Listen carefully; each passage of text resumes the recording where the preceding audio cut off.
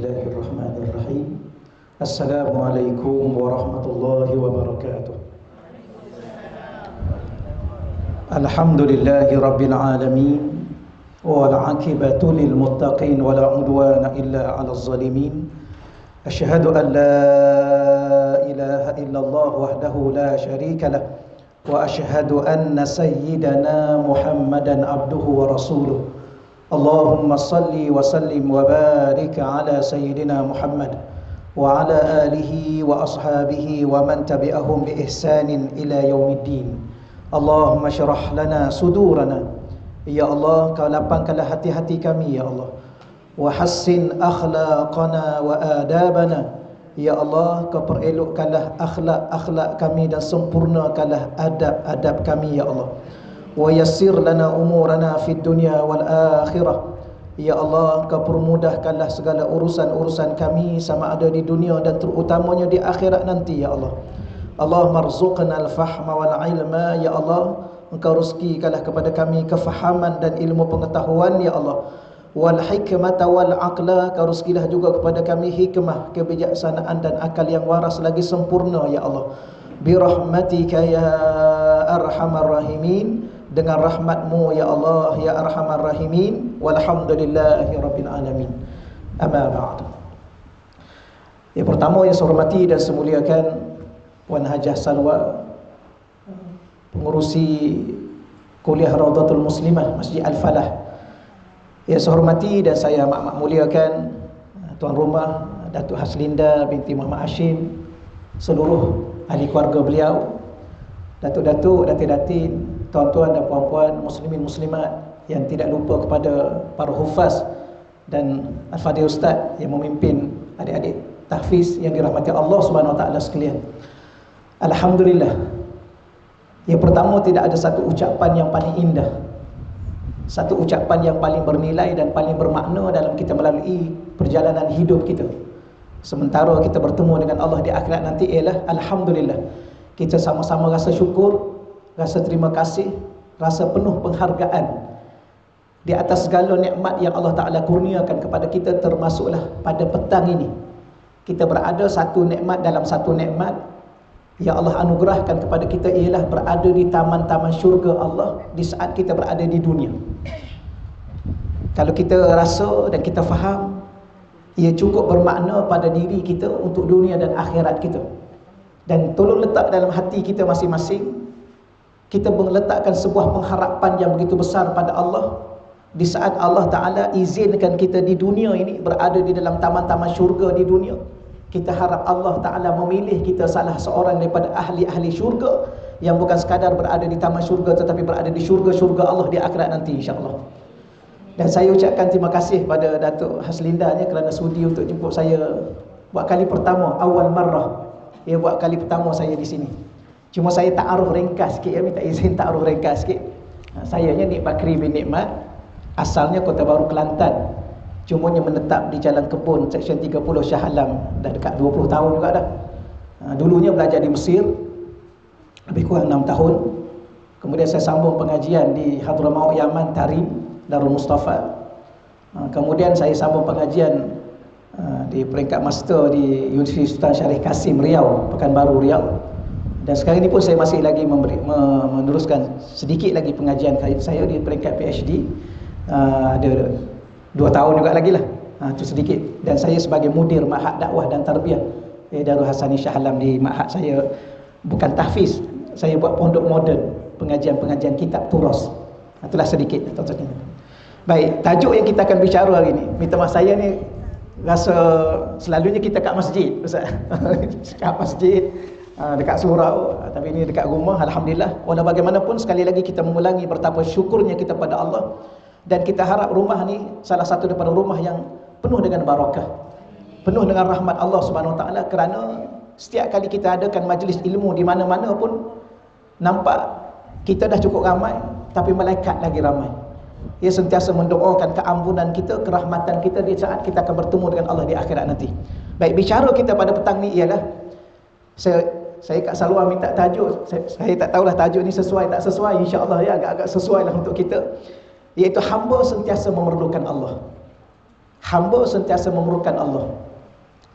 Cuma yang pertama sebelum tu saya nak sebut dua perkara. Di antara banyak-banyak kita kena rasa syukur pada Allah ialah ada dua nikmat yang paling utama. Sekarang kita berada dan kita sedang merasai nikmat berada di taman syurga Allah dalam majlis ilmu. Kita juga ada nikmat yang Allah berikan kepada kita dalam hati kita, Islam dan iman yang ada dalam hati kita. Kita juga ada keluarga, ada sesuatu yang kita miliki pada hari ini. Semua tu nikmat daripada Allah. Namun kita tidak akan memiliki segala-galanya itu kalau tidak ada dua nikmat ini. Ya, nikmat yang pertama dinamakan ni'matul ijad. Ya, dalam bahasa Arab istilahnya ni'matul ijad. Kalau tak ada yang ni, kita tidak akan ada apa yang kita ada pada hari ini. Sebab tu saya selalu tanya soalan. Ya, kadang-kadang saya mengajar ni saya banyak tanya soalan, tapi jangan risau saya yang jawab.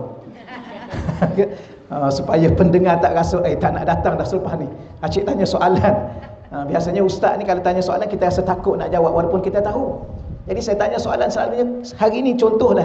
Hari ini kita ada isteri, kita ada suami, kita ada anak-anak, kita ada kenderaan, kita ada rumah, kita ada apa yang kita ada hari ini. Masing-masing memiliki sesuatu yang Allah kurniakan pada kita. Maka persoalannya kenapa kita ada yang kita ada hari ini? Kenapa? Tunggu saya yang jawab kan? Sebab saya dah cakap tadi saya akan jawab. Maka ramai orang cakap saya ada hari ini sebab Allah bagi saya ustaz, Allah bagi rezeki, Allah bagi anak, Allah bagi keluarga, Allah bagi itu. Sebenarnya yang pertama sekali ialah kita tu ada. Kenapa kita ada apa yang ada ini? Sebab diri kita tu ada. Maka diri kita tu ada, namanya dalam bahasa Arab diistilahkan ni'matul ijad. Nikmat Allah cipta dan adakan kita. Dengan sebab kita ada ni lah kita merasai segala-gala yang kita miliki pada hari ini. Ya, ni'matul ijad. Baik, persoalan sekarang ni ialah bila mana Allah adakan kita dan kita kena yakin bahawa kita tidak pernah ada dengan diri kita sendiri. Ya. Sebab tu kita kena sedar siapa diri kita. Sebab tu kita nak bawa kepada tajuk yang kita sama bincang pada hari ini. Hari ini dalam jiwa dan hati kita perlu apa? Kadang-kadang kita perlu seseorang. Kadang-kadang kita perlu sesuatu. Kadang-kadang kita perlu apa yang kita perlukan. Sebenarnya yang paling kita perlu dalam hidup ini adalah Allah. Di mana? Di setiap ketika, setiap saat, setiap waktu, setiap keadaan. Kenapa? Kerana bermulanya hidup kita ni adalah Allah yang adakan kita. Kita tak akan mungkin mengadakan diri kita sendiri tanpa diadakan oleh Allah. Maka nikmat ada ni kita kena luahkan pada Allah. Terima kasih ya Allah, aku bersyukur padamu ya Allah kerana engkau adakan aku ya Allah. Yang kedua, adanya pula sebagai seorang manusia, insan. Sebab benda ada ni banyak. Tumbuh-tumbuhan ada, binatang ada, langit dan bumi ada, apa lagi yang ada? Jin dan syaitan pun ada. Tapi Allah pilih kita ada sebagai seorang insan, sebagai seorang manusia. Okey. Kita tahu tak kita manusia, apa makna manusia? Salah satu ulama mengatakan manusia ni ialah daripada perkataan, dalam Quran ada 3 perkataan manusia. Kadang-kadang dibawa dalam bentuk al-insan, ada satu surah al-insan. Kadang-kadang dibawa dalam bentuk al-ins. Wa ma khalaqtul jinna wal ins. Kadang-kadang dibawa dalam bentuk an-nas. Daripada 3 perkataan yang Allah sebut dalam Quran, ulama mengatakan antaranya ia berasal daripada perkataan al-uns. Apa makna al-uns? Lembut. Satu makhluk Allah yang lembut, yang sopan. Sebab tu manusia ni pada ciri asalnya dia peramah, dia lembut. Kalau ada unsur lain manusia dalam diri dia, kalau dah mula keras, bicara dia keras, tingkah laku dia keras, itu bukan ciri asal manusia. Dia ada unsur lain yang masuk dalam diri dia. Nanti kita cerita lain kali lah ya. Dia masuk apa saya akhir-akhir ni ustaz rasa nak marah aja. Itu bukan manusia pada ciri asalnya. Okey. Sebab manusia ni dia tenang, dia lembut. Baik, tak apa. Walau bagaimanapun saya nak sebut. Yang kedua, yang pertama Allah adakan kita. Yang kedua, Allah cipta kita sebagai manusia. Yang ketiganya, manusia itu manusia yang beriman kepada Allah. Supaya kita merasai bertapa, ya Allah, terima kasih ya Allah. Karena di luar sana ada manusia tapi tidak beriman kepada Allah. Di luar ada manusia tetapi engkar Allah. Maka kita ada, yang kedua ada sebagai seorang manusia. Yang ketiga adanya kita sebagai seorang Muslim yang mukmin. Ini satu nikmat yang tidak mampu untuk kita bayar dengan seluruh dunia dan akhiratnya. Di saat kita bertemu dengan Allah nanti, kita tahu di mana harga nilai diri kita di hadapan Allah. Okey ya? Baik, yang kedua, nikmat yang kedua ialah nikmatul imdad dalam istilah bahasa Arab. Nikmatul imdad, apa makna nikmatul imdad? Allah bantu kita, tolong kita untuk kita terus ada sampai ke hari ini. Kalau kita tanya soalan, minta maaf ya saya tanya soalan. Kadang-kadang ada yang sebaya dengan kita. Dah ramaikah yang meninggal? Sudah. Yang sebaya dengan adik-adik ni pun ada yang meninggal. Habis kenapa kita belum meninggal lagi? Minta maaf soalan tu ya, jangan terasa. Adakah kerana kita pandai jaga diri? Saya ni ustaz hidup sampai sekarang ni sebab saya pandai jaga diri ustaz. Ataupun saya pandai makan ubat. Ataupun saya pandai jaga makan. Atau saya selalu jogging pagi-pagi tu yang saya panjang umur ya. Allah tolong kita, Allah bantu kita untuk kita terus ada sampai ke saat ini. Bukan sebab kita sihat tau. Ya, saya tak pernah sakit ustaz, sebab tu alhamdulillah saya masih sihat. Berapa ramai orang sihat meninggal?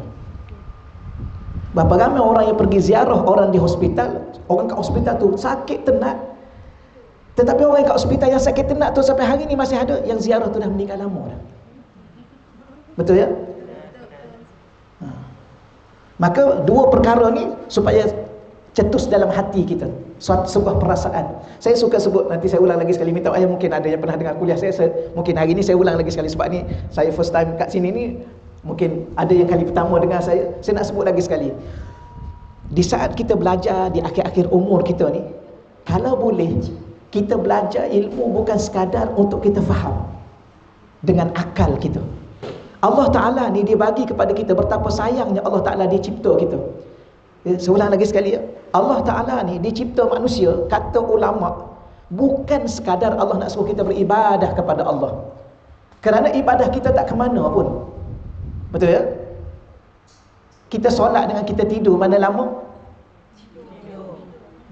Nak masuk syurga dengan solat ke nak masuk syurga dengan tidur? Kita baca Quran dengan baca WhatsApp, mana lama? Alhamdulillah, sama lah kita. Ustaz pun sama juga. Sama lah.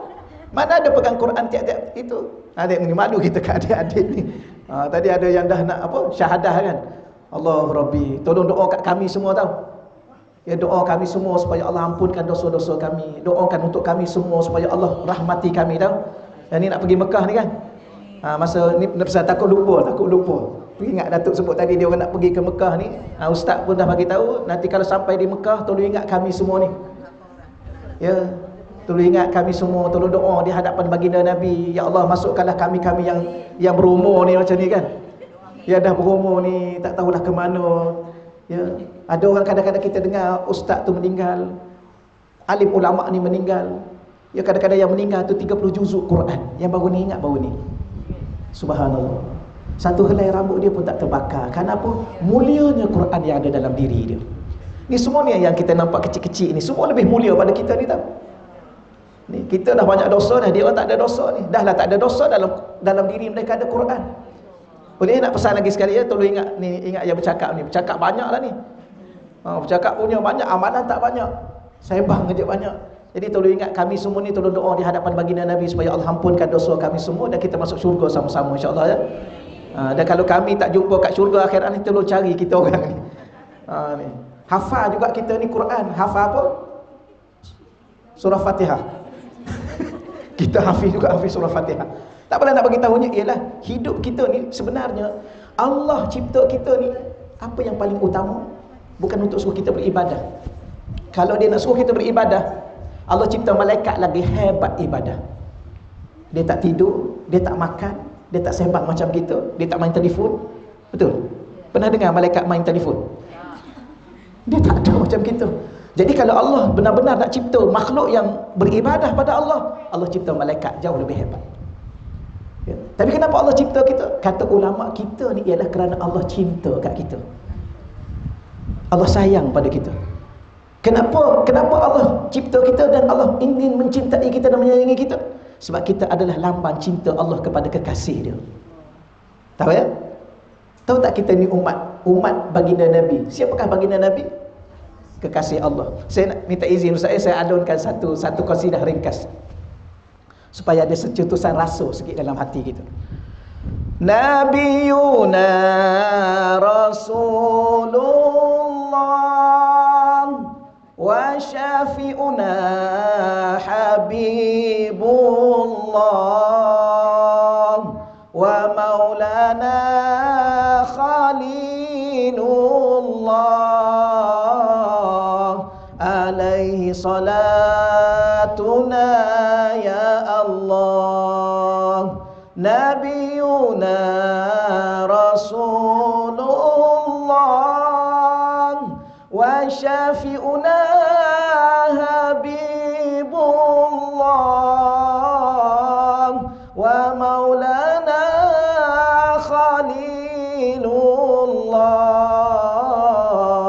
alaihi salatuna ya Allah. Nabiyuna Rasulullah, Nabi kita adalah utusan Allah.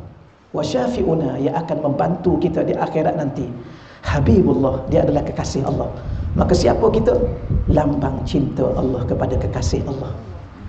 Maka Allah sangat mencintai kita, ya. Sebab tu Allah ringankan urusan kehidupan dunia dan ibadah kita. Perasan tak? Daripada 50 waktu jadi 5 saja. Cintanya Allah kepada kita. Daripada 365 hari, 30 hari saja kita berpuasa yang wajib, ya. Daripada malam-malam yang kita tidur, ada beberapa saat saja Allah minta kita bangun untuk 2 rakaat, 1 rakaat. Baiklah, ni tak masuk ni mukadimah baru ni, ya. Takut panjang sangat. Jadi saya nak sebut begini. Allah, dia cinta pada kita, maka dia memberi kepada kita 3 perkara untuk kita memahami hakikat sebenarnya hubungan dan interaksi kita dengan dia. Maka yang pertama, Allah bagi kita panca indera. Ni saya nak ulang lagi sekali, yang pernah saya banyak kali ulang. Dengan panca indera ni, Allah nak suruh kita tahu.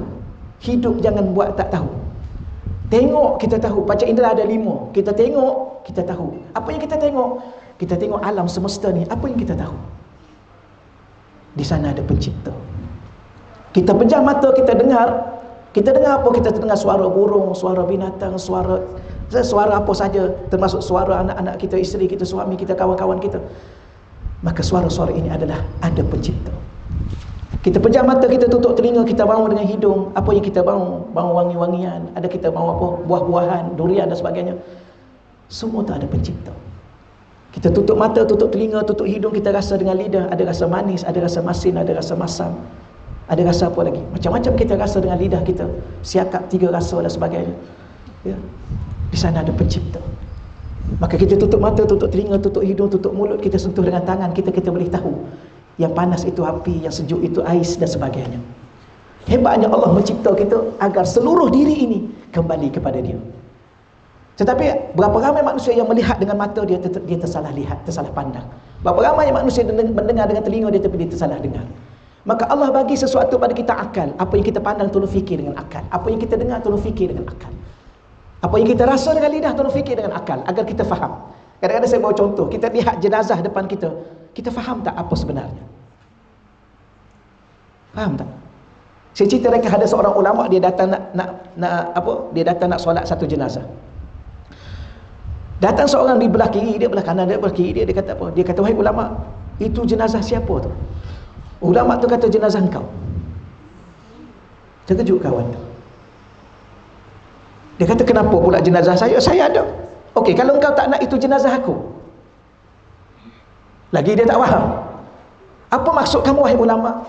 Dia kata, itulah suatu hari nanti aku dan engkau. Faham tak? Itulah kita suatu hari nanti. Tapi selama ini kita hanya sekadar memandang tanpa memahami.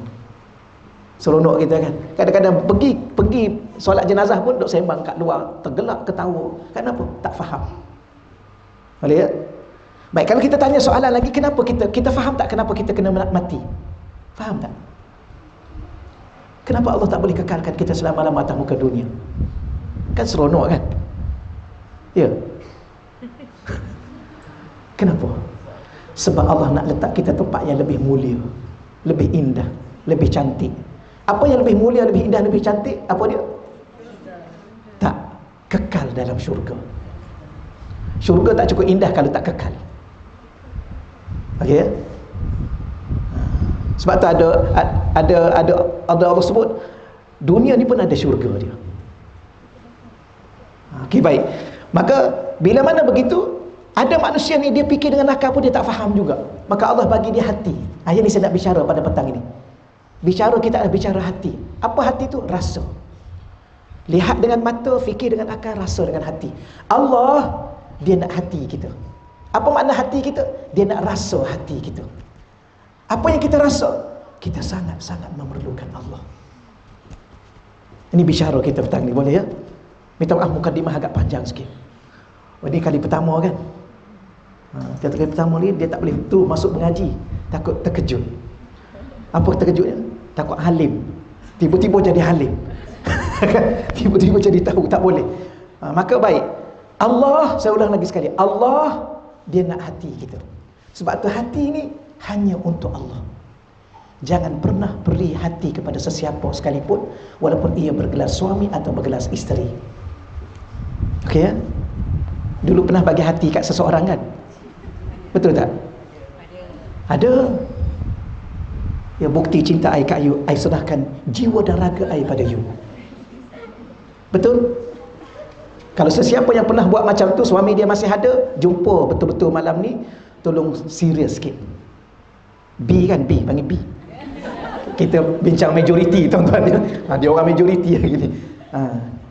B, boleh tak I nak cakap sekejap? Abang ni generasi lama. Ni generasi TikTok ni tau. Tak apa lah, abang boleh lah. Bang duduk sekejap bang ya. Dah, I harap abang tenang tau. Sebab I nak cakap sesuatu yang penting untuk hidup dan mati I, untuk dunia dan akhirat I. Bermula, abang ingat lagi tak masa kita bercinta dulu? Dia cakap apa? Ingat kan? Ke dia jenis lupa? Ingatkan dia kalau dia lupa. Dulu abang ingat I pernah bagi hati I kat abang kan? Bermula malam ni I nak ambil balik. I nak ambil balik hati. Dan abang juga pernah serahkan hati abang pada I. Sekarang I nak pulangkan balik. Memang kena cakap macam tu. Ya? Tak, jangan mengamuk, tenang, suruh dia tenang. Abang jangan risau, abang tenang. Soalan biasa dia kata, kenapa you sampai tahap ni? You ada lain ke? Tak ada. Abanglah satu-satunya dalam hidup I. Habis you nak bagi hati you kat siapa? I dah serah hati I kat Allah. Sudah saat dan waktunya I dah dekat untuk bertemu dengan Allah. Betul ya?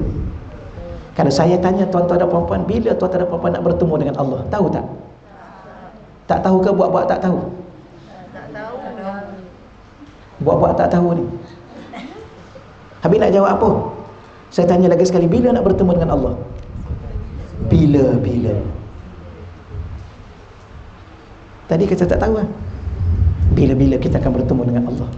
Maka kalau mungkin hari ni, mungkin petang ni, mungkin pagi besok, mungkin malam ni, maka tolong bawa hati ni hanya untuk Allah. Boleh insya-Allah ya? Okey, masa kita sampai pukul berapa Datuk ya? 4.30. 4.30 boleh? Dia tak boleh mengaji banyak sangat. Ya, mengaji tak boleh banyak Ustaz. Betul tak ya? Mengaji Quran kena banyak, tapi belajar ilmu tak perlu banyak. Ia kena banyak beramal. Kerana ilmu tanpa amal sebagaimana pokok yang tak ada buah.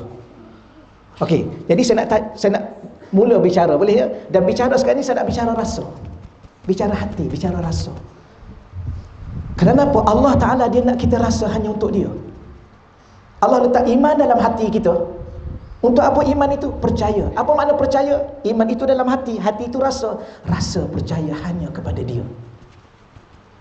Allah letak apa dalam hati kita? Tauhid. Apa makna tauhid? Merasai bahawa seluruh ni adalah dia. Dia yang mencipta kita, dia yang menghidupkan kita, dia yang menjagakan kita, dia yang benar-benar mencintai kita, dia yang benar-benar menyayangi kita. Selain dia tidak akan pernah mencintai kita secinta Allah kepada diri kita.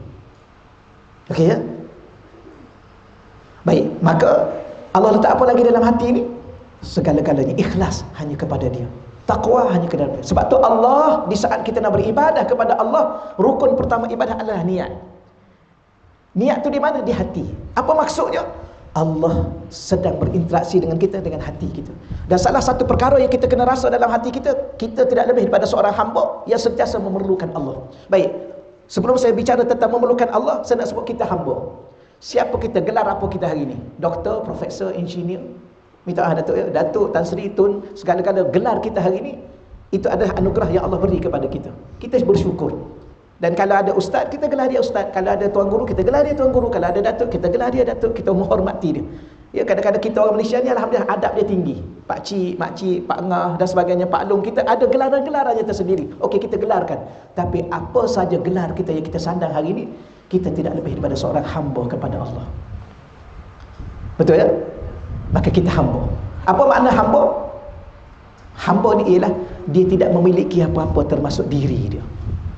Mana bukti kita tidak ada apa-apa dan tidak memiliki diri kita? Buktinya kita tidak mampu menentukan kehidupan kita sendiri. Bila kita nak sihat, bila kita nak sakit, bila kita nak senang, bila kita nak susah, bila kita nak hidup, bila kita nak mati, semua ditentukan oleh Allah. Kenapa? Kerana diri kita adalah milik dia, bukan milik kita. Okey ya? Ada rasa tak? Tahu dah kan? Faham dah faham. Ada rasa tak? Dan rasa ni banyak tak rasa itu? Dan moga-moga kalau tak ada rasa, minta dengan Allah, ya Allah, kau letak dalam hati aku rasa, ya Allah. Apa yang aku kena rasa? Aku tidak lebih daripada seorang hamba. Boleh insya-Allah ya? Baik, hamba sentiasa mukan Allah. Cuma kalau saya nak sentuh begini. Apa perasan tak dalam Quran? Nabi Muhammad ni kekasih Allah, yang amat dicintai oleh Allah. Dalam kamus percintaan, tuan-tuan pernah baca kamus percintaan? Pernah? Kamus cinta, tak pernah? Tak pernah ya? Sebab tu tak cukup cinta. Dalam kamus percintaan tak akan ada kekasih menggelarkan kekasihnya hamba. Betul tak? Puan-puan yang ada suami, itulah kekasih puan-puan. Puan-puan balik rumah nanti, yang tak datang, suami yang tak datang lah ya. Ni tuan-tuan ada isteri kan? Lepas ni jumpa isteri, suami dulu. Puan-puan balik rumah nanti, suami ada kat rumah, cuba puan-puan gelarkan dia hamba. Hamba tolong ambil. Macam mana agak-agak? Tidur luar. Tuang lah. Ya. Hamba tolong itu. Hamba kita nak pergi malam ni, nak jemaah kat masjid ke hamba nak ni. Saya kata mesti bulan depan dia tak benar akan datang. Ni mengaji kat mana ni? Ni. Sama juga kita, cuba balik, cuba jumpa isteri kita. Hamba, satu hamba.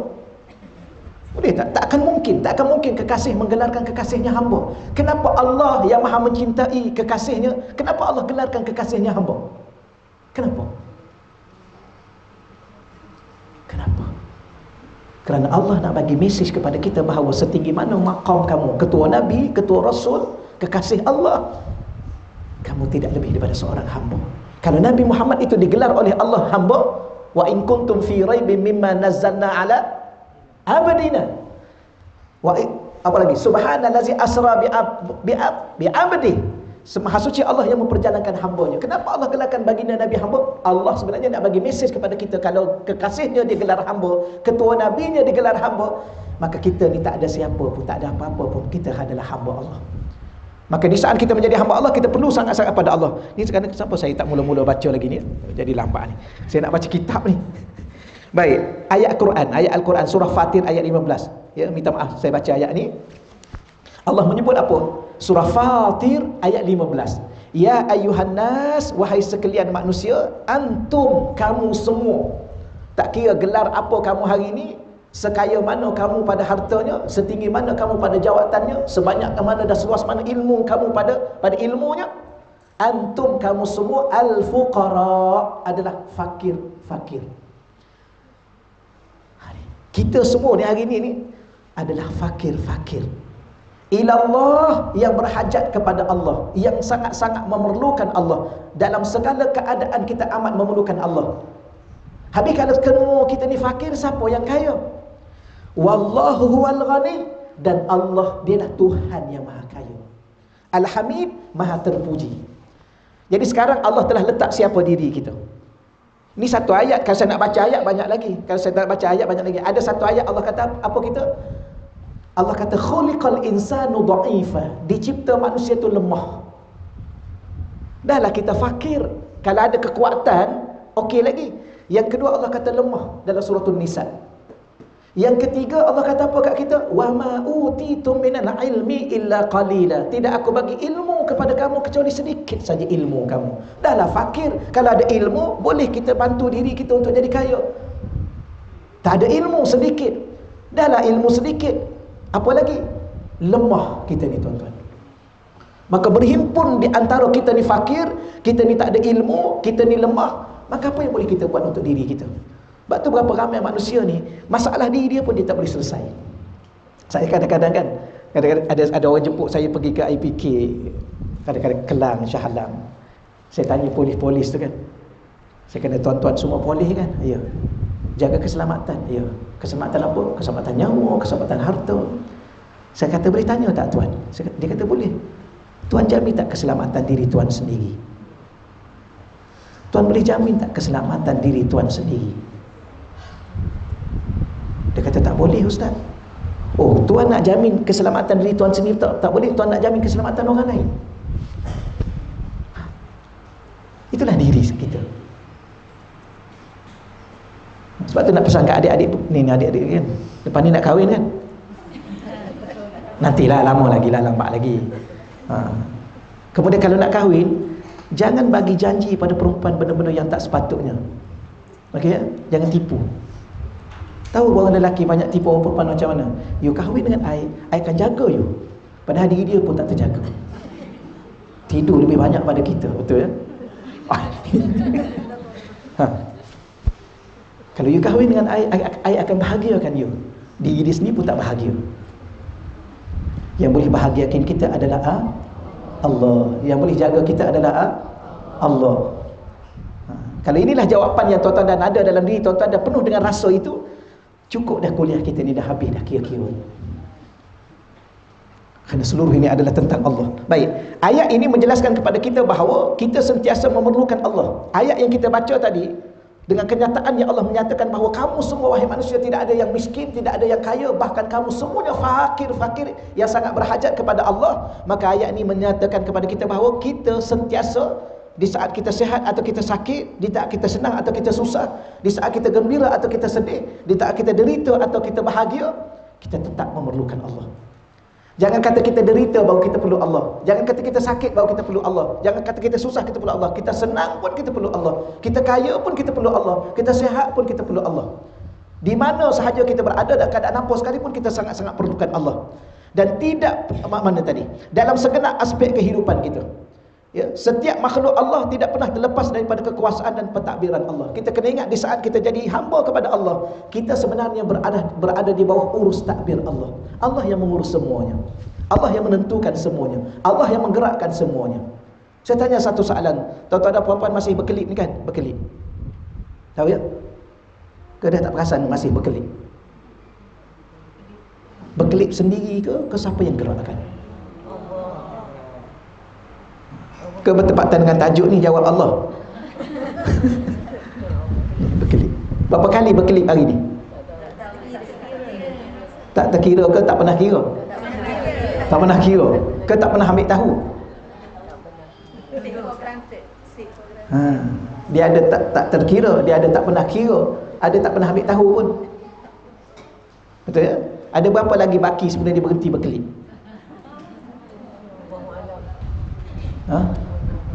Kenapa tak tahu diri sendiri kan?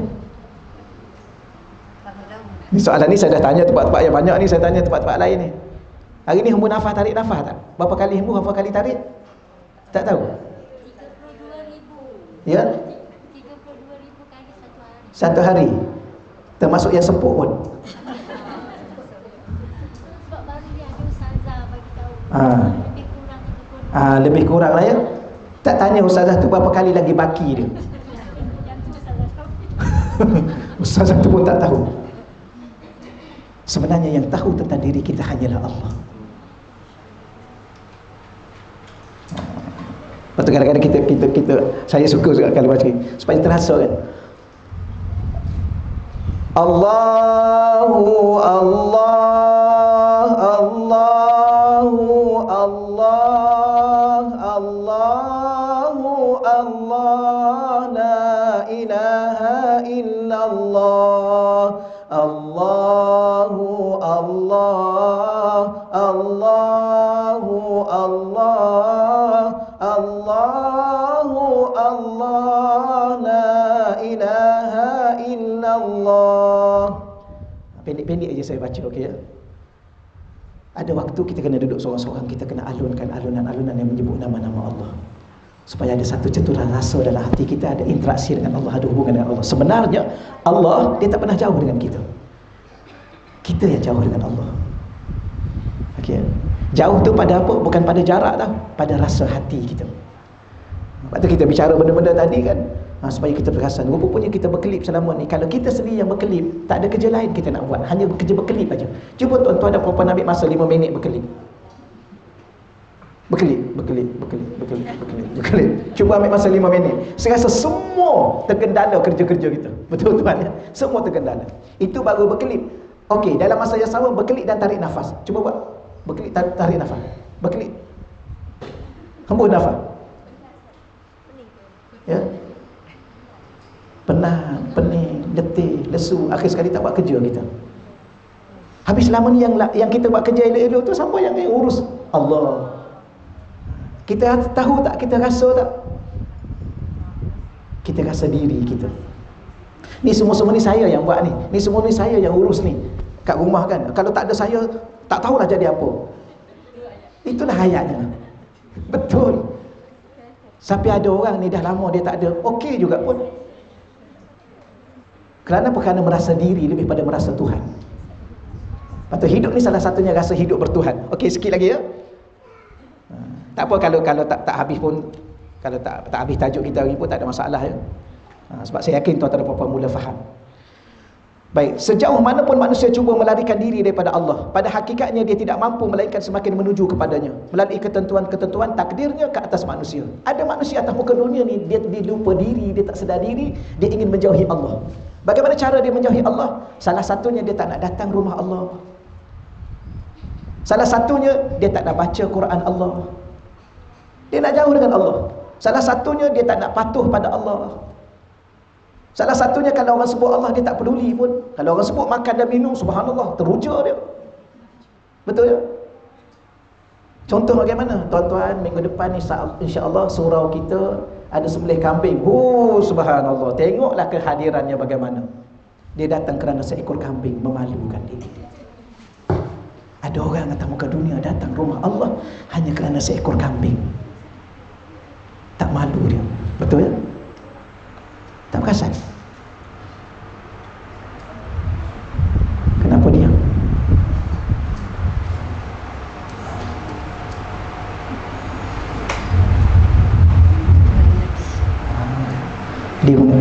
Dia ada waktu-waktu diam lebih bermakna daripada berbicara. Betul. Diam sekejap. Maafkanlah aku ya Allah. Dulu aku pernah datang rumahmu kerana ada seorang yang aku suka kat situ ya Allah. Minta maaf. Suka kat siapa? Suka kat imam, dia baca sedap. Betul Ustaz ya? Ada orang datang ke rumah Allah kerana apa? Kerana tandas dia selesa. Kenapa? Betul. Dia datang rumah Allah sebab apa? Sebab kawan dia ada kat situ.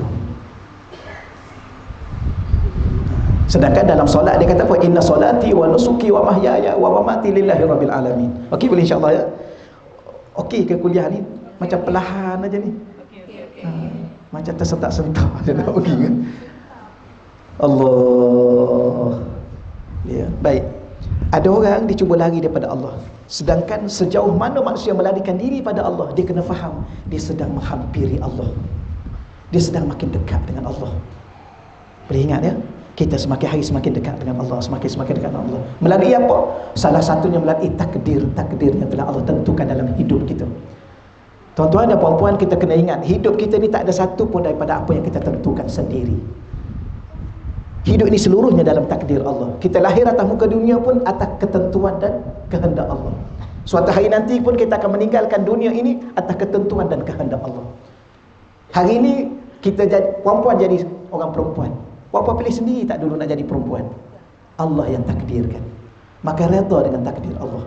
Kita dulu tak pilih sendiri nak jadi lelaki, Allah takdir kita jadi lelaki. Jangan cuba-cuba lelaki dan cuba-cuba rasa nak jadi perempuan, jangan. Yang perempuan ni pula jangan cuba-cuba nak jadi lelaki, tahu? Jangan pernah cuba jadi lelaki. Kenapa? Ikutlah takdir Allah. Sebab tu kata ulama, sesiapa yang nak bahagia dalam hidup dia, Siapa nak tenang dalam hidup dia, siapa nak senang dalam hidup dia, nak lapang dalam hidup dia, hiduplah dengan takdir Allah. Saya alunkan ada satu itu. Saya alunkan bukan begini. Bicara hati ni bicara rasa. Hati ni dia seni. Perasan tak? Perasan tak hati tu seni? Dia akan ikut rentak. Perasan tak? Dulu zaman saya dulu zaman 90-an, 80-an, 90-an. Masa tu lagu-lagu yang rock sentimental kan. Ingat lagi tak? Mungkin yang bayar-bayar saya lah 40-an tu kan. Kalau akak ni mungkin zaman Jeffrey Dean ke apa. Yang zaman Puk Yeh. Betul kan?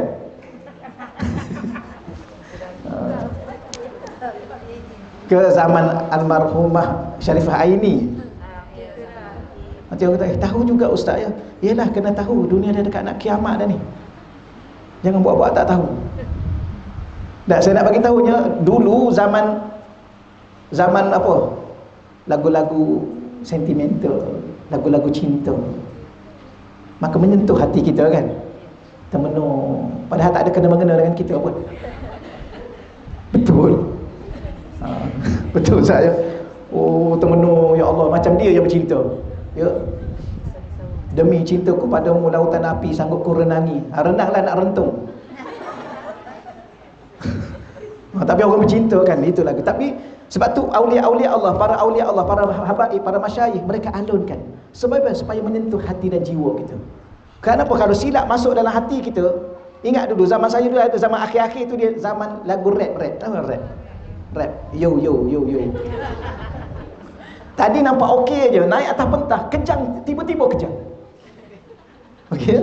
Yang dulu lagi dahsyat rock, heavy metal sebagainya, tu kan kepala bawah kaki jadi atas. Sekarang apa ustaz? Sekarang yang zaman sekarang ni apa sekarang? Lagu apa lagu sekarang? Hip hop. TikTok. K-pop. K-pop. Ya Korea punya tu kan. Tahu lah. Dunia ni kena tahu. Kita tahu kan sekarang kita atas tu dunia, tahu tak? Tahu tak sekarang kita hidup atas muka dunia, tahu tak? Tahu ya? Habis kenapa ingin selalu senyum? Ada orang ni dia tak sedar dia hidup atas muka dunia. Dia nak sentiasa gembira. Mana ada dunia sentiasa gembira? Ada orang dia tak sedar dia hidup atas muka dunia, dia nak sentiasa bahagia. Mana ada bahagia atas muka dunia? Dunia adalah dunia, dia tidak akan tetap. Ada waktu sehat, ada waktu sakit. Ada waktu senang, ada waktu susah. Ya. Sebab tu kita orang lelaki kena cakap betul-betul pada orang perempuan. Ya. Kalau orang perempuan tanya kita, kalau I kahwin dengan you boleh bahagiakan I tak? Boleh, tapi I juga akan deritakan you. You boleh senangkan I tak? Boleh, tapi I juga akan susahkan you. Kerana I kahwin dengan you di dunia. Ada waktu susah, ada waktu senang. Ada waktu bahagia, ada waktu derita. Itulah dunia. Okey ya? Jadi hidup atas muka dunia ni ada waktunya jiwa kita akan terasa dengan sesuatu yang ada di dunia. Sebab tu ulama dia alunkan. Saya tunjuk contoh alun. Kun ma'allahi tarallaha ma'ak watrukil kulla wa hadhir tama'ak la ilaha illallah Allah wassala ala maulai rasulillah. Pendek-pendek dulu ya. Kun ma'allah, hiduplah dengan kehendak Allah. Tarallahi ma'ak, kamu akan lihat Allah bersama dengan kamu. Watrukil kulla, kamu kena tinggalkan, buang dalam hati kamu segala-galanya. Wa hadhir tama'ak, dan hati-hati dengan hatimu yang tamak kepada selain dia. Maka apa maksudnya? Ya saya nak sebut tadi, hidup ni kita akan tenang, kita akan bahagia, kita akan lapang, kita tak akan rasa sedih kerana kita hidup dengan kehendak Allah. Maka sejauh mana manusia ingin lari menjauhi Allah, dia semakin hari semakin dekat dengan Allah. Melalui apa? Ketentuan Allah ke atas dirinya. Apakah ketentuan Allah ke atas diri kita? Setiap kelipan mata kita adalah ketentuan Allah. Setiap jenucan jantung kita adalah ketentuan Allah. Setiap telinga yang kita mendengar, mulut yang kita berbicara, kaki kita melangkah, setiap tidur dan bangun kita, setiap hembusan nafas kita, semuanya dalam ketentuan Allah. Apa maksudnya? Kita sangat memerlukan Allah. Selagi mana Allah izin mata kita berkelip, kita akan berkelip. Selagi mana Allah izin kaki kita melangkah, kita akan melangkah. Selagi mana mulut kita boleh berbicara, kita akan boleh berbicara. Selagi mana Allah tidak lagi izinkan lidah kita bicara, saat kita tidak akan mampu bercakap walaupun sepatah kata. Lepas tu kadang-kadang saya tanya soalan supaya sedar. Ni mungkin mukaddimah lah ni, ya, mukaddimah ni tak masuk lagi mengaji ni. Supaya tu ini benda yang kita nak faham dalam perjalanan kita yang masih ada beberapa waktu yang masih berbaki. Okey ya. Hubungkan diri kita seluruhnya dengan Tuhan. Sudah-sudahlah untuk kita melihat kiri dan kanan kita, untuk kita bergantung kepada sesiapa sekalipun dan apa-apa pun. Lepas tu kadang-kadang saya tanya, kita melihat ni mungkin yang kali pertama dengar aja saya tanya soalan. Kita melihat dengan apa? Dengan mata. Okey. Kita mendengar dengan apa? Telinga. Kita bercakap dengan semua jawapan tu salah. Salah. Kalau kita melihat dengan mata, kenapa ada orang matanya buta? Kenapa ada orang buta? Kalau kita bercakap dengan mulut, kenapa ada orang yang ada mulut tapi bisu? Kalau kita mendengar dengan telinga, kenapa ada orang ada telinga tapi pekak? Kita berjalan dengan apa? Ya. Cuba tengok kat hospital dulu sebulan masih ada kaki tapi tak boleh berjalan. Jadi kita melihat dengan penglihatan yang Allah beri kepada mata. Kita mendengar dengan pendengaran, dengan telinga yang Allah beri kepada telinga kita. Kita bercakap bukan dengan mulut tau. Kita bercakap dengan percakapan yang Allah bagi pada mulut. Satu hari nanti tangan kita akan bercakap walaupun tak ada mulut, sebab Allah letak percakapan. Maka selama mana Allah izinkan kita bercakap, maka pandai-pandailah kita bercakap. Jangan sampai kita bercakap sesuatu yang Allah tak suka. Di saat Allah masih lagi letak penglihatan pada mata kita, pandai-pandai kita memandang. Jangan memandang sesuatu yang Allah haramkan. Di saat telinga kita masih ada pendengaran, akan sampai satu ketika, dulu bukan lagi tajam pendengarannya, hari ini satu patah huruf pun dia tak boleh dengar. Berapa ramai orang dulu punya fasih bicara, dia pakar motivasi, pakar psikologi, penceramah-penceramah yang hebat. Ni ada penceramah hebat kan, tak kering gusi kan. Itu sedap saya dengar dia ceramah, ustaz tak kering gusi. Gusi mana ada pernah kering? Kalau dah kering itu maknanya innalillahi wa inna ilaihi raji'un. Betul ya? Maka selagi mana mulut boleh berbicara, dulu orang yang fasih berbicara, hari ini satu patah huruf pun tak boleh. Dulu ada orang boleh angkat tangan, boleh angkat 100 kilo dia boleh angkat. Hari ini satu jari dia pun tak boleh nak angkat. Apa maksud semua ini? Semuanya di bawah urus takdir Allah. Semuanya yang kita bercakap ni, berkelip ni, semua ketentuan Allah. Kalau Allah tak tentukan pada kita, tak akan ada satu kelipan mata pun yang boleh berkelip. Kalau Allah tak izinkan dengan takdir Allah, tidak ada satu langkah pun kita boleh berjalan. Ya, kalau tidak Allah izinkan pada kita, tidak ada satu lisan pun untuk kita berbicara. Patah-patah perkataan. Itulah kita dengan Allah. Seluruhnya hidup ini dengan ketentuan Allah. Boleh insya-Allah ya? Sebab tu bila mana kita hidup ni, apa saja berlaku pada diri kita, nombor satu, redha. Kerana kita diurus oleh Allah. Tapi redha ni mudah bercakap, tapi kalau berlaku susah. Atau ni isu-isu, minta maaf kalau saya sentuh sikit Datuk ya. Ni isu apa ni? Minta maaf saya sebut, bukan saya nak cerita. Ni orang duk sibuk dengan abang Tesla ni kan, abang Tesla. Tahu tak? Tahu? Duk sibuk juga dengan dia.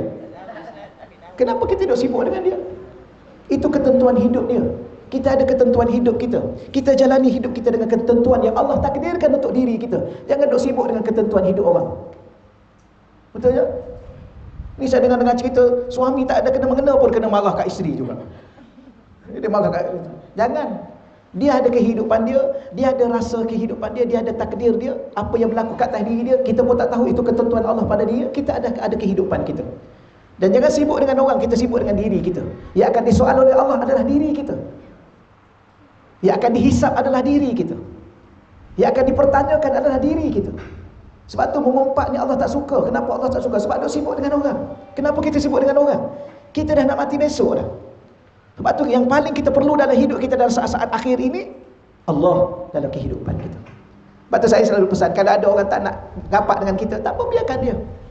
Kenapa you tak nak kawan dengan air? Bukan you dulu nak kawan ke dengan air? You kan minta nak kawan dengan air dulu kan? Kenapa you nak tinggalkan air? Tak, biarkanlah. Kalau dia cakap kat kita, okey, air nak kawan dengan you setakat hari ni aja ya. Lepas ni air tak nak kawan. Okey, terima kasih. Silakan pergi. Jangan menangis. Jangan menangis kerana pemergian orang lain. Okey, saya selalu pesan, jangan pernah kecewa hanya kerana seorang lelaki. Ini adik-adik ni, jangan satu hari nanti kecewa hanya kerana seorang perempuan. Walaupun perempuan tu bergelar isteri, tahu? Senyum lain macam dia tak tahu. Dia tahu tapi tak faham kan. Apalah ustaz ni, aku okey je ni duk hafal Quran. Tak ada nak pesan. Kenapa nak pesan ni? Jangan pernah kecewa dengan sesuatu yang ada sekadar di dunia yang sementara. Hidup yang lepas biarkan lepas. Hidup yang akan datang ni kita susun balik dengan susunan perjalanan kita menuju kepada Allah yang Maha Esa, yang mencintai kita, yang menyayangi kita, yang akan menentukan hidup kita di syurga. Sikit lagi insya-Allah ya. Ada 8 minit lagi. Baru satu perenggan saya baca ni. Dalam menghadapi cabaran hidup yang penuh onak dan daruri ni, setiap insan memerlukan Allah untuk terus hidup. Ni yang pertama sekali. Apa poin yang paling besar untuk kita sangat perlu Allah? Pertama, kita nak hidup. Itulah perlu Allah. Kerana bukan kita hidup dengan diri kita. Bukan kita hidup dengan nyawa dan roh yang ada dalam diri kita. Boleh faham ya? Kenapa kita hidup? Orang kata sebab ada roh. Kita perasan tak? Masa kita tidur semalam, roh keluar, perasan tak? Tak perasan? Yang tidur tu roh keluar lah tu. Kata ulama, roh keluar ada dua. Kalau tidur ada wudu, roh keluar dia beribadah pada Allah. Kalau kita tidur tak ada wuduk, roh ada duduk kat kepala kita, duduk tengok lama kawan ni tidur. Bila nak bangun? Bangun apa? Bangun tahajud. Dia tidur ada wuduk tau. Habis orang sebelah sentuh. Tak apa, kita bukan nak suci pada zahirnya, kita suci pada batinnya. Sebab untuk menghadap Allah, mungkin tidur malam ni tidur yang terakhir kita. Maka tolong ada wuduk. Suci nak bertemu dengan Allah. Maka di saat kita tidur, roh kita keluar. Bukan kita hidup dengan roh. Tak.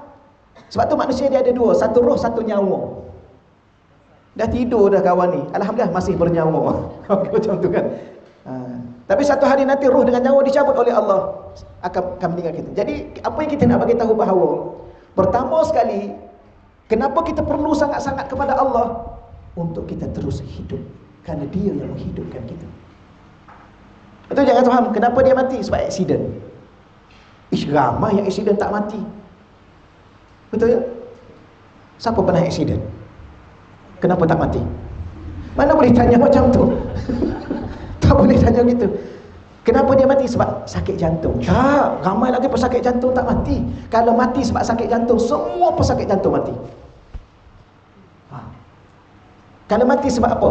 Sebab darah tinggi. Semuanya yang ada darah tinggi. Ini dah ramai yang darah tinggi ni kan, semua mati. Kenapa kita mati? Sebab Allah dah tetapkan kematian kita untuk tidak lagi ada kehidupan dalam diri kita, dunia kita.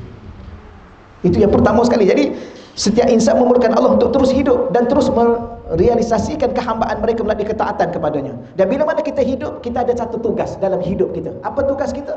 Hamba. Tolong ingat ya, kita ada satu tugas. Selain daripada tugas isteri, tugas ustaz, tugas anak-anak, tugas suami, tugas itu dan ini di pejabat dan sebagainya, kita ada satu tugas yang paling besar, tugas hamba. Apa makna tugas hamba? Tugas menyempurnakan diri sebagai hamba. Sebab kadang-kadang kita ni sekejap jadi hamba Allah, kejap jadi hamba. Ada perasan tak? Kadang-kadang jadi hamba nafsu, kadang-kadang jadi hamba makan. Semua benda dia nak makan. Daging orang pun dia makan. Tahu? Mengumpat. Subhanallah. Sebab tu kadang-kadang ada orang kan, saya pelik, dia fikir macam mana. Dia kata, saya tak faham ustaz, kenapa Allah cipta khinzir, Allah cipta ular, Allah cipta biawak, kenapa Allah tak bagi makan? Kalau tak bagi makan, kenapa dia cipta? Saya kata, Tuan kena faham, benda yang Allah cipta ni bukan semua untuk makan. Kalau Tuan nak makan, makanlah besi-besi tu. Dia ingat semua benda dia nak makan. Allah cipta semua benda dia nak makan. Tak. Tidak semua benda yang Allah cipta untuk dimakan. Betul ya? Maka sesuatu yang kita lalui dalam hidup kita ialah menyempurnakan. Apa yang saya nak masukkan tadi, ada orang ni dia jadi hamba makan. Halal ke haram ke, mudarat ke apa ke, dia tak kira, dia sapu semua sekali. Itu hamba apa? Hamba makan, hamba nafsu. Okey. Kemudian hanya Allah lah sebaik-baik penolong dan tiada yang dapat membantu sekalian makhluk-makhluk Allah selain daripada Allah. Tolong ingat, letak dalam hati kita, tak ada siapa boleh bantu kita kecuali Allah. Suami tak boleh bantu kita, isteri tak boleh bantu kita, anak-anak tak boleh bantu kita. Sebab tu jangan letak harapan kepada anak-anak, tak payah. Letak harapan pada Allah. Tapi di saat kita letak harapan pada Allah, tahulah Allah jadikan anak kita membantu kita di saat akhir umur kita. Saya banyak tak Allah, kadang-kadang orang datang mengadukan sedih. Ada kisah terbaru, ya. Dia datang jumpa dengan kita, bukan main lagi itu dan ini. Rupa-rupanya dia letak mak dia bercakap seolah-olah dia ni, ya Allah bagusnya, ya Allah ustaz, saya ni datang ni minta tolong, moga-moga saya ikhtiar, kalau Allah izinkan mak saya ni jadi baik. Macam-macam dia berkata, Allah kalau ustaz tolong doakan mak ayah saya ni, kalau dia jadi, kalau dah tak panjang umur, biar dia Allah ambillah nyawa dia. Bercakap macam seorang ustaz. Lepas tu, ustaz boleh tak pergi tengok mak saya? Boleh. Tolong bagi alamat. Kita pergi. Tuan kat mana ni? Saya tak ada ustaz kat situ. Dah tak ada lah, sebab letak mak kat rumah orang tua. Bercakap macam ustaz, macam orang alim. Tak apalah, saya bukan nak kata siapa-apa, tapi nak bagi tahunya ada orang tamu ke dunia ni, di saat kita berharap kepada anak, kita akan gagal dalam hidup kita, kita akan kecewa. Begitu juga puan-puan ni, ya. Jangan harap kat suami pula. Saya ustaz, kalau tak ada suami habislah saya ustaz. Tak. Saya ustaz, kalau tak ada isteri habislah saya. Saya ustaz, kalau tak ada anak-anak bantu saya, tak tahu ke mana saya. Tak, Allah ada dengan kita. Tapi bila mana kita ada Allah, tahulah Allah susun. Dia jangan salah faham. Ya. Contoh saya sebut, lupakan segala-galanya. Ingat hanya kepada Allah. Tapi Allah, bila mana kita ingat dia, kita akan ingat segala-galanya, dan orang lain akan ingat kat kita. Tapi kalau kita lupa Allah, kita akan lupa diri kita sendiri, dan kita akan lupa segala-galanya, dan orang lain pun akan lupa kepada kita. Kunci hidup kita hanyalah dengan Allah. Letak seluruh pergantungan kita kepada Allah. Ni bicara ni tuan-tuan sekalian agak panjang dan agak lama. Sebab kalau saya ada surau Al-Falah tu, saya dah lama, saya dah tahu dah macam mana hati-hati tu, dah tahu dah. Kan, kejap-kejap saya buat dia menangis, kejap saya buat dia ketawa. Ya, di saat kita ketawa, tolong tunggu saat untuk menangis. Tetapi menangislah dahulu, insya-Allah setelah itu kita akan ketawa. Ya. Dan tolong ingat, di saat kita banyak ketawa, kita akan sedang menunggu satu saat kita akan banyak menangis. Itulah kita dengan Allah. Okey, beri sikit lagi ya. Yang terakhir, perenggan terakhir saya baca ni. Perenggan terakhir. Nak habis dah ni. Dia tak boleh mengaji banyak sangat. Seseorang manusia yang lalai daripada hakikat bahawasanya dia sentiasa memerlukan Allah. Kadang-kadang kita lalai. Kita ingat kita perlu duit. Betul tak nafi. Kita ingat kita perlu anak. Betul tidak nafi. Kita ingat kita perlu kawan. Betul tidak nafi. Tapi ada orang ni lalai daripada hakikat bahawasanya dirinya sentiasa perlu Allah. Itu sebenarnya. Yang dia perlu bukan anak sebenarnya. Bukan menafikan anak. Yang dia perlu bukan duit. Bukan menafikan duit. Yang perlu bukan ya. Tapi jangan sampai kita lalai daripada diri kita sendiri memerlukan Allah dalam setiap detik waktu dalam kehidupannya.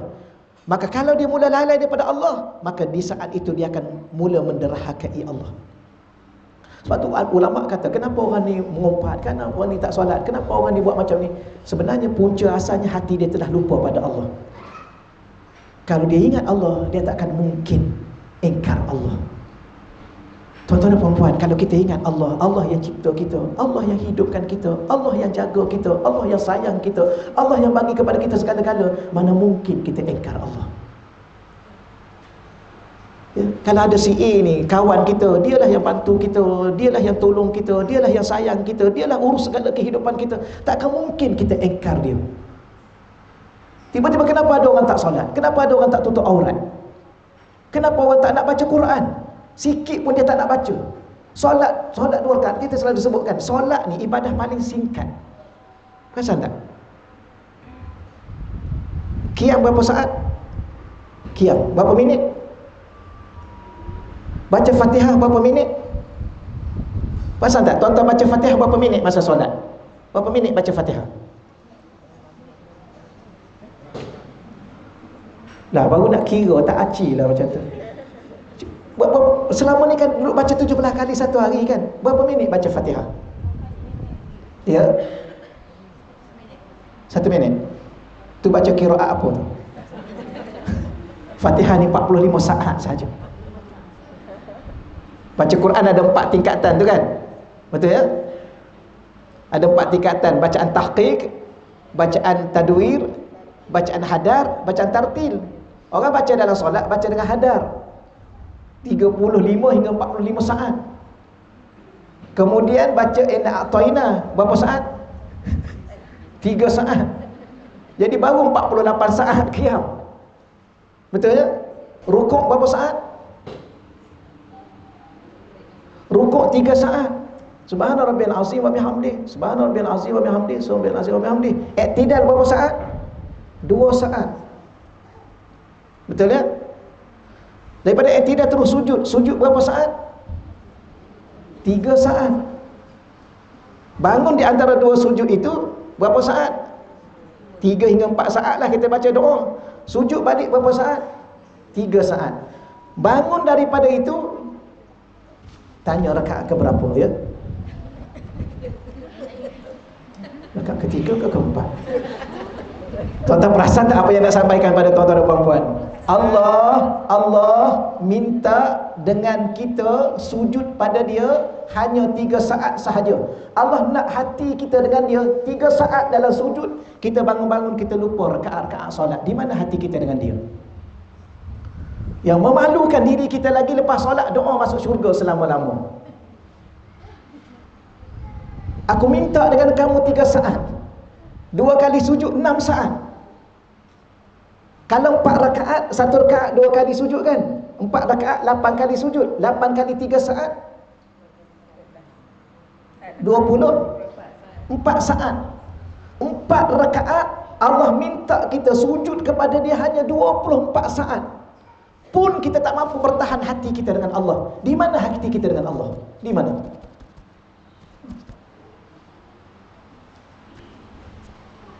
Di mana?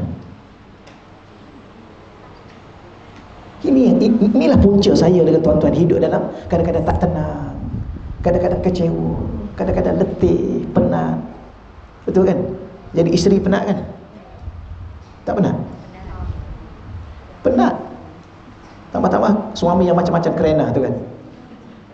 Jadi suami lagi penat, penat kuasa 2.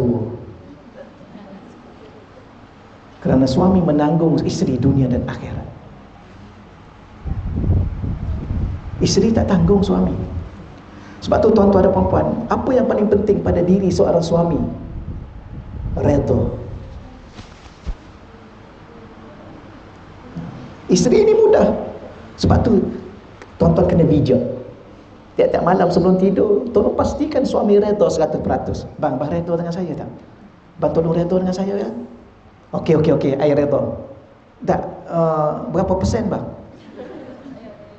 Ada dah 95. Sudah. Ada 5%. Lah bang, ada seorang kiai kan di Indonesia, dia kata apa? Puan-puan jangan tidur selagi mana puan-puan tak dapat 100% redha suami malam tu. Jangan tidur. Bang banyak teh bang. Sebab 5% lagi pada teh kan. Bang nak teh tak? Saya pergi buat ni, saya sanggup buat teh ni. 5% lagi bang. Okey. I redha you 100%. Puan-puan tidur dengan tenang. Mati puan-puan malam tu atau pagi besok, syurga selama-lama. Tapi suami belum tentu. Lepas dengan isteri, anak-anak. Ini salah satu daripada perkara yang kita, saya nak sebut yang tadi dah. Allah 24 saat dalam solat. Itu kalau 4 rakaat. Kalau 3 rakaat, 3 rakaat berapa? 6 kali 2 kali 3 6 6 kali 3 baru 18 saat. Yang 2 rakaat 4 kali 2 4 12 saat. Kalau tuan-tuan sembahyang subuh 12 saat. Allah minta hati tuan-tuan 12 saat. Itu pun tuan-tuan tak mampu nak bagi pada Allah. Tuan-tuan nak jumpa Allah, tuan-tuan nak jawab apa? Nak jawab apa dengan Allah?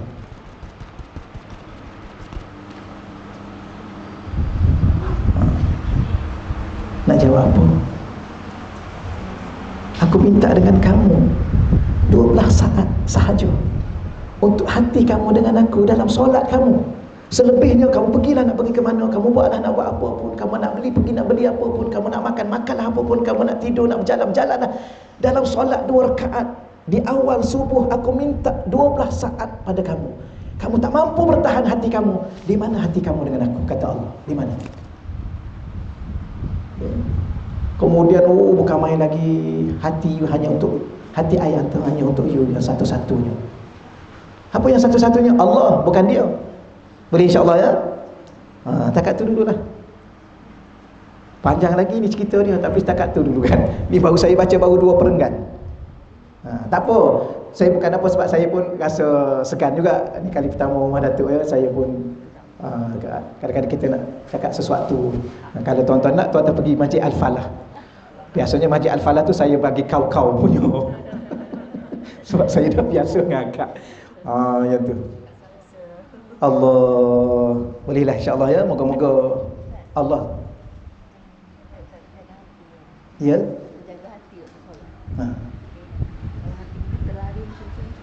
Okey, baik.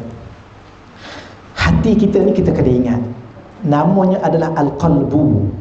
Apa makna qalbu? Yang tak tetap, yang berbolak-balik.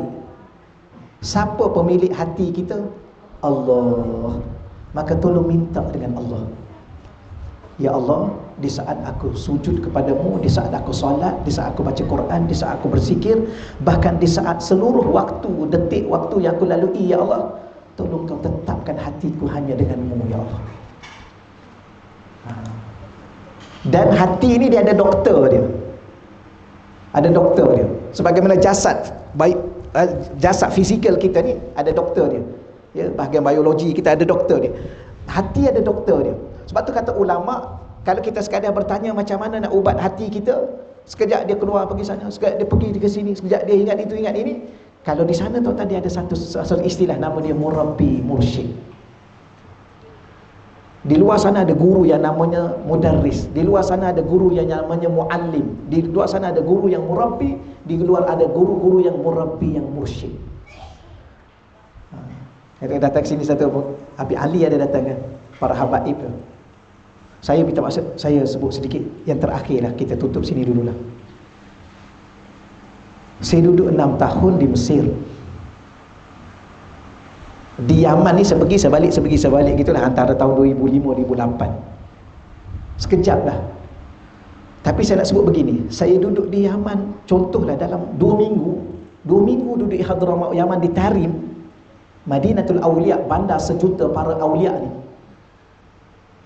Dia cover semua sekali 6 tahun dia ada di Mesir. Hati ni dia jadi apa? Sebab tu para habaib ni dia bawa hati kita kepada Allah. Jadi hati kita, ya Allah, rasa seronok, rasa tenang, rasa bahagia, rasa kalau kita solat kan, kita solat ni bukan setakat, tak perlu dah kawal hati, tak perlu dah. Ya. Kita rasa, ya Allah, kenapa aku kat Malaysia, dia pergi sana, dia pergi sini, dia pergi situ, dia pergi sini ni. Tapi duduk di sana rupanya ialah rupa-rupanya salah satu tarbiyah dia ialah pukul 3 pagi tu dah ada dalam saf. Pukul 3 pagi bukan baru bangun tau, duduk dalam saf. Solat 1 jam. Masa tu solat sendiri. Kemudian 1 jam lagi zikir. Kemudian solat subuh. Lepas solat subuh pula zikir. Kemudian balik sekejap. Kemudian datang mengaji, lepas solat zuhur zikir. Lepas solat zuhur tu baca Quran 1 juzuk untuk makan tengah hari. Sebelum makan tengah hari, pelajar-pelajar sebelum makan tengah hari 1 juzuk Quran. Khatam Quran seminggu sekali. Tiap-tiap pagi Khamis khatam Quran, pagi Khamis khatam Quran. Majlis maulid seminggu sekali, Khamis malam majlis maulid. Baik. Kemudian lepas asar zikir. Sebelum maghrib zikir. Lepas maghrib zikir. Lepas isyak zikir. Kemudian belajar atas bumbung. Kemudian pukul 11 malam baru makan malam. Makan tengah hari ada. Makan tengah hari itu pukul 2 sebelum makan 1 juzuk Quran. Seminggu sekali khatam Quran. Rupa-rupanya salah satu cara hidup dengan zikir.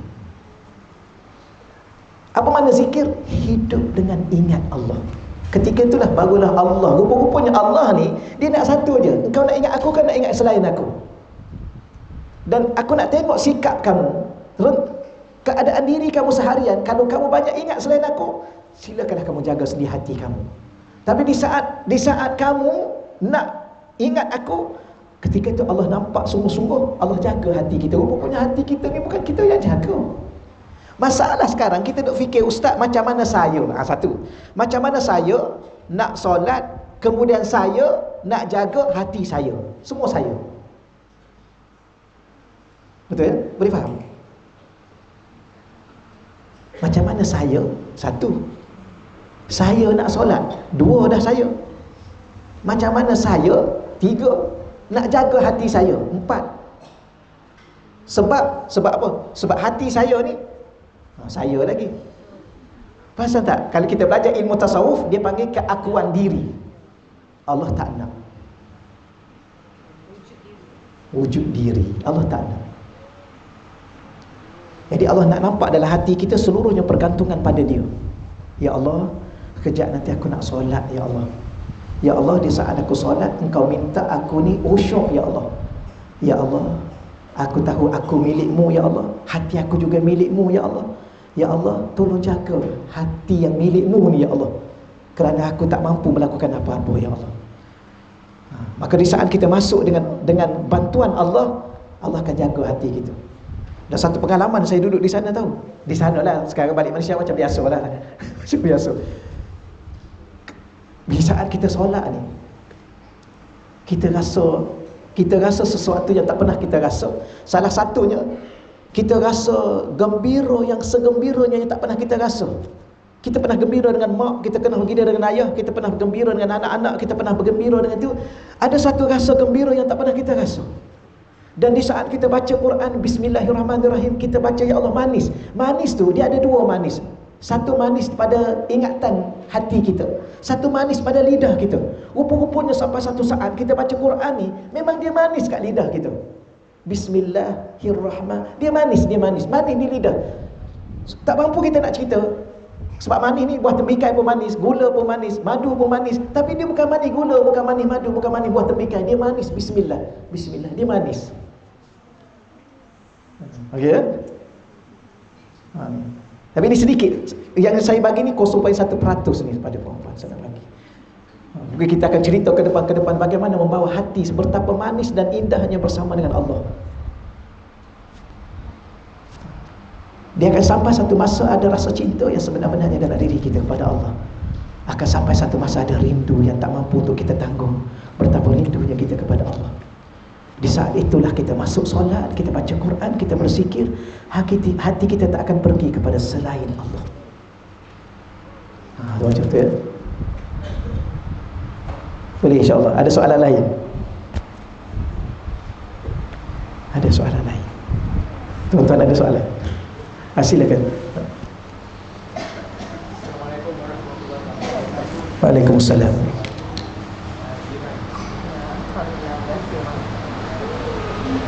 Jadi kami dah banyak peringatan juga. Iya.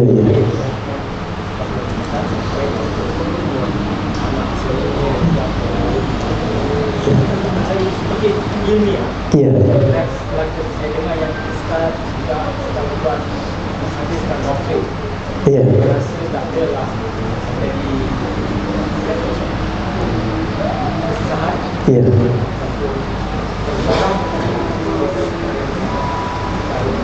Iya. Okey.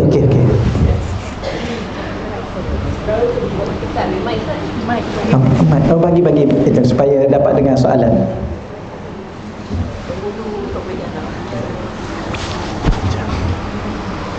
Ya, dalam tajuk itu memang Cuba buka mic. dalam tajuk ini memanglah saya dan juga boleh terima yang Ustaz menekankan apa perlunya kita dekatkan hati, dekatkan diri dan sebagainya. Dan kita juga memerlukan pertolongan setiap masa. Tapi yang saya nak bawakan satu soalan adalah kita sebagai manusia ni, kita kena harus bantu kita diri sendiri. Betul. Itu penting juga. Kita tak lihat, tak apa, sebelum biarlah kita takdir, biar Allah. Yang saya rasa banyak berlaku di antara muslimin di sini. Betul. Kita lupakan perkara itu, jadi seolah-olah kita tak berdosa. Padahal itu amat penting berkenaan dengan perlukan di dunia. Okey. Ya, kalau di akhirat mungkin kita perlu. Jadi saya nak pendekkan soalan tu. Okey. Kali yang kedua, saya fikir begini, macam nature juga ya. Allah menyediakan berbagai laws dalam dunia ini. Ya. Ya, dia akan berjalan, setiap sebuah law itu dah ada. Ya. Begitu juga pada saya dalam keadaan manusia sendiri. Ya. Tidak ada undang-undang, tidak ada ini kan regulation tentang kehidupan manusia. Ya. Jadi kata kita menyimpang memang kita akan membawa kepada cara. Ya. Jadi saya takutlah bila sekarang berusaha semuanya nak pulang kepada Allah, kepada Allah. Ya. Itu Okey, baik. Okey. Okay, terima kasih dengan persoalan. Boleh faham persoalan tu ya? Jadi bicara saya hari ini banyak saya menekankan persoalan bahawa kita sangat-sangat memerlukan Allah dan hidup dengan takdir Allah. Okey, baik. Cuma mungkin sebab tu saya kata panjang lagi perbahasan itu. Saya setuju sangat supaya diingatkan, bagus juga sebuah peringatan agar balik nanti jangan salah faham, takut-takut salah faham. Akhir sekali tak apa dah, serah je lah pada Allah. Itu bukan maksud saya tau. Maksud saya ialah letak sepenuhnya dalam hati kita bahawa setiap saat, setiap waktu, setiap ketika, setiap keadaan, apa sahaja situasi yang kita lalui, susah ke senang, sihat ke sakit, kita sangat-sangat perlukan Allah. Untuk apa? Untuk hidupkan kita, untuk apa lagi? Sihatkan kita dan mengurus urusan dunia dan akhirat kita. Cuma kita kena ingat macam tuan sebut tadi, Allah tu dia ada law dia sendiri. Dalam bahasa Arab disebut sunnatullah. Hidupnya ada dua. Satu sunnatullah, satu lagi qadarullah. Apa makna qadarullah? Ketentuan-ketentuan Allah yang nak tak nak, suka tak suka, mahu tak mahu, terima tak terima, kita mesti melalui. Ada satu lagi sunnatullah, undang-undang ketetapan Allah, yang kalau nak macam ni kena buat begini. Tak boleh lagi. Contoh, kalau kita sakit, pertama kita kena redha bahawa itu ketentuan Allah ke atas kita untuk kita sakit. Dan kita kena faham sakit bukan selama-lamanya, selama mana dunia ni dia akan ada sihat. Baik, di saat kita sakit, jangan pula kita kata, okey, Allah sakitkan saya serah balik pada Allah, diri saya tahulah dia nak sihatkan. Itu salah. Itu salah. Sebab tu kesimpulan saya nak jawab begini. Takut kita panjang jawapan kita. Hidup ni ada dua jenis kehidupan. Hidup yang kita sedang lalui ni ada dua jenis kehidupan. Pertama dinamakan al-hayah al-ijbariyah. Hidup secara Allah paksa kita. Perasan tak? Antara Allah paksa kita melalui hidup ini, ada hidup, ada mati. Suka ke tak, mati. Selagi mana Allah tak matikan kita, kita kena hidup. Suka ke tak, kita kena lagi hidup. Susah ke senang ke, kena hidup. Sebab contohnya saya ustaz, saya tak nak, ada orang kata saya ustaz, macam-macam saya lepas satu ujian, saya rasa saya tak nak hidup dah ustaz. Mati je lah. Tak nak juga. Okey, hidup ni kena lalui siang dan malam. Banyak kerja dekat mana pun sampai waktu malam kena rehat, kena tidur. Tidur seronok mana, nyenyak mana pun kena bangun. Ini terpaksa. Makan kenyang pun satu saat kita akan lapar. Okay. Kita selera makan, ya Allah lama dah nak makan ni. Makan sampai masa kenyang, tak boleh makan dah. Itu antara hidup terpaksa. Kita muda takat lama, jangan risau, satu hari nanti akan tua. Ya? Jangan berbangga sangat di saat umur yang muda, akan sampai satu waktu kita akan tua. Ini terpaksa. Ada satu hidup. Jadi yang kita kata hidup yang macam ni sandar sepenuhnya kepada Allah. Karena kalau kita tak sandar sepenuh pada Allah, kita nak bawa diri kita dengan diri kita sendiri, dengan kemampuan yang ada, sedangkan kita lemah, kita tak ada ilmu, kita ni fakir, takkan ke mana hidup kita. Sebagaimana orang yang tak menerima hakikat dia lelaki, dia nak jadi perempuan, takkan pernah pun dia akan jadi perempuan. Paling-paling pun nama dia pondan. Okey, dia tak boleh. Yang perempuan nak jadi lelaki tak akan boleh. Paling-paling dia jadi apa? Tomboy. Tomboy kahwin dengan pondan, siapa mengandung? Pondan lah ya. Kenapa pula? Sebab dia kan boy. Tak boleh. Itu satu. Ni jawapan tuan-tuan. Ada satu lagi hidup yang jangan kita pernah terlupa. Al-hayah al-ikhtiyariyah. hidup yang Allah suruh kita buat pilihan dan usaha dan ikhtiar. Kalau sakit, kena pergi hospital, kena jumpa doktor. Doktor bagi ubat, kena makan. Tahu? Kalau doktor kata kena masuk ward 3 hari kena masuk. Jangan bincang doktor, 1 hari setengah boleh? Tak. 3 hari. Itu. Nak makan, macam mana nak makan? Kena masak. Kalau dah masak, kena tengok saja. Tak boleh tengok saja. Ambil, masukkan dalam mulut. Itu law dia. Ya? Tak boleh tunggu makan. Tahulah Allah bagi rezeki kan? Tak. Yang tu jangan lupa tahu. Jadi apa yang saya sampaikan tadi bukan menafikan apa yang kita kena buat. Macam hari ni kalau nak harapkan Allah hantar kita, sampai tak ni? Tak sampai. Itulah. Jadi tu pemikiran tu kena ada tak? Mungkin kebimbangan sedikit, takut. Hari ni tajuknya tinggi juga ni. Ni wali-wali ni. Ni tajuk wali-wali ni. Semua serah kat Allah ni. Kita ni bukan wali nikah je. Jadi jangan pernah rasa wali. Jadi apa yang patut kena buat, kena buat. Atau yang patut kena usaha. Apa yang patut kena rancang, kena rancang. Ya, jangan serah pada Allah seluruhnya. Ada kerja Allah itu kita jangan campur. Ada yang Allah suruh kita buat kerja, itu kita kena buat. Wallahualam, tu sedikit. Alhamdulillah, terima kasih di atas peringatan itulah. Wallahualam. Okey lah, setakat tu dahulu, punya lama dah ni. Last. Soalan last lah. Jadi semua nak cari bahagia Ustaz kan. Kita dah usaha, lebih keras, nak kaya, tiba-tiba tak bahagia juga Ustaz kan. Rupanya yang bahagia tu bila kita kenal akhirat. Boleh tak kita tak payah sangat kejar dunia, kita terus kejar akhirat? Macam mana Ustaz pandangan Ustaz? Satu lagi macam tarik Ustaz, kenapa dekat sana kita punya ibadah tu lebih manis? Sebab dia kurang maksiat ke? Sebab berkat wali-wali ke Ustaz? Memang berbeza Ustaz. Satu persoalan, kita nak mencari bahagia ya. Tuan-tuan sekalian, bahagia tak boleh dicari. Bahagia itu ada dalam diri kita sendiri. Kita nak cari bahagia di mana? Ada orang nak cari bahagia dengan suami. Tak. Contoh mudah, saya takut panjang saya cakap ni, saya takut panjang sebab masa dah lewat kan. Dia mengaji tak boleh lama. Tapi ini dah lama sangat dah ni. Memang lama, minta maaf dah. Saya cakap mudah, ada seorang tu dia datang jumpa saya. Dia kata, "Ustaz, tolong doa pada saya sebab saya dah dekat nak kahwin ni." Okey, doa apa? Doa supaya saya bahagia, dia kata. Saya kata, boleh tak saya betulkan sedikit pemahaman? Okey Ustaz, kahwin jangan cari bahagia. Kerana berapa ramai orang yang dulunya bahagia sebelum kahwin, selepas kahwin derita sampai hari ini. Jadi kahwin bukan untuk bahagia. Jangan cari bahagia pada sebuah perkahwinan. Habis macam mana Ustaz? Dia kata kahwin ni bukan untuk bahagia tau, kahwin untuk tenang. Sebab tu ayat Quran menyatakan, wa min ayatihi an khalaqa lakum min anfusikum azwaja. Apa lagi? Min anfusikum azwaja wa ja'ala bainakum Allahumma salli. Ada satu ayat sebelum tu, litaskunu ilaiha. Tapi saya cerita mudah, kahwin ni bukan untuk bahagia. Jangan cari bahagia dalam sebuah perkahwinan. Kahwin ni untuk tenang. Allah cakap untuk tenang.